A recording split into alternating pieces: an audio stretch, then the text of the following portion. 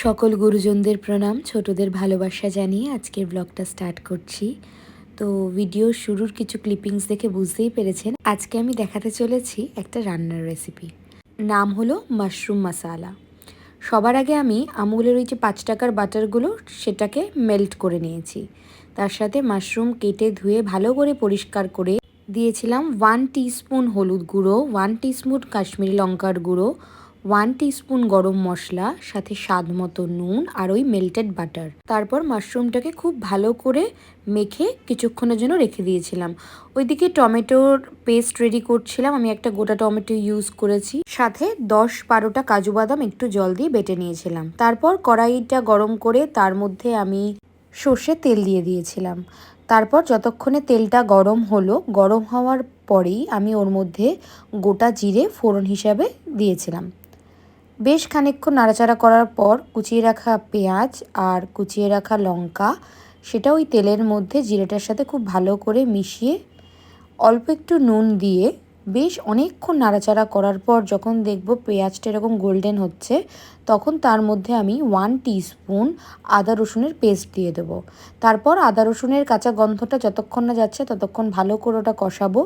তারপরে আবার 1 টিস্পুন আমি দিয়ে দিয়েছি হলুদ গুঁড়ো, সাথে 1 টিস্পুন কাশ্মীরি লঙ্কার গুঁড়ো। তারপর সমস্ত কিছু ভালো করে কষানো হয়ে গেলে যে টমেটো পিউরিটা করে রেখেছিলাম সেটা দিয়ে দেবো। এবার টমেটোর কাঁচা গন্ধ যতক্ষণ না যাচ্ছে ততক্ষণ এটাকে খুব ভালো করে মেশাতে হবে।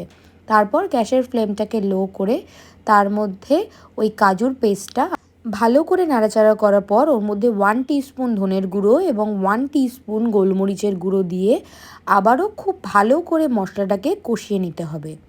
কারণ জানেন তো, যত বেশি মশলা ভালো করে কষানো হবে রান্নার টেস্ট কিন্তু তত বেশি হয়। এটা অবশ্য আমি আমার বড়দের থেকেই শুনেছি। তারপরে একটু নুন দিয়ে কষিয়ে নেব। নুন কিন্তু আমরা আগেও ইউজ করেছি, ফলে সেটা কিন্তু মাথায় রাখতে হবে। মশলাটা ভালো করে কষানো হয়ে গেলে তার মধ্যে পর্যাপ্ত জল দিয়ে দিতে হবে। যখন ঝোলটা ফুটে আসবে তখন আমাদের আগের থাকতে ম্যারিনেট করা মাশরুমটা দিয়ে সেটাকে খুব ভালো করে নাড়াচাড়া করে নিতে হবে। এরপর বেশ অনেকটা কাসুরি মেথি হাতের মধ্যে ভালো করে ক্রাশ করে নিয়ে সেটাকে ওই মাশরুমের মধ্যে দিয়ে দেব। দিয়ে আবারও অনেকক্ষণ এটাকে নাড়াচাড়া করব।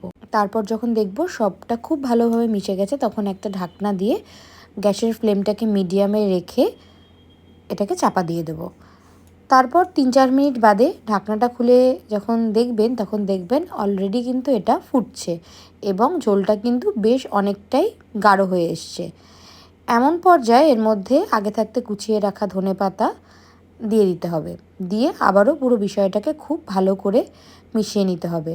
আমি যেহেতু একটু বেশি ঝাল খাই, তো বাড়িতে যারা খেয়েছে বলেছে ঝালটা একটু বেশি হয়ে গেছে। তবে আপনারা ঝালটা বুঝে শুনেই দেবেন, ট্রাই করবেন কিন্তু।